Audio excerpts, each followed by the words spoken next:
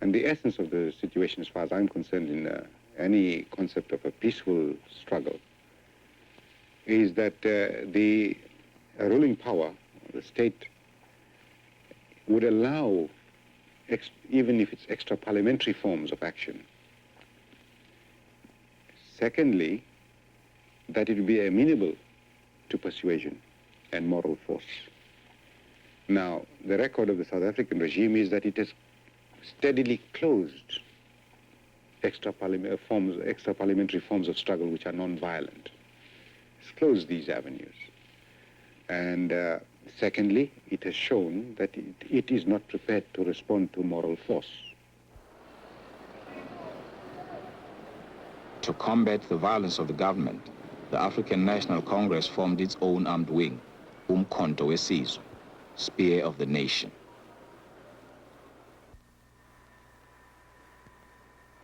So Umkhonto weSizwe started off with a limited campaign of sabotage, with a meticulous regard towards life and merely hitting at the symbols of apartheid, such as pass offices, to persuade the enemy that this was the last chance for a peaceful solution. In the meantime, Nelson and the High Command of Umkhonto already took measures in preparation for this phase. They began to send out recruits out of the country to train in guerrilla warfare. Nelson Mandela had traveled abroad after Sharpeville to seek support for armed resistance.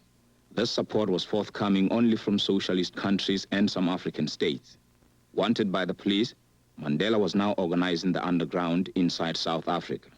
The ANC had never before initiated violence. The underground army thrown together in haste was amateur, easy prey to informers. The arrest of the leadership led to the most famous of South Africa's political trials, the Rivonia trial.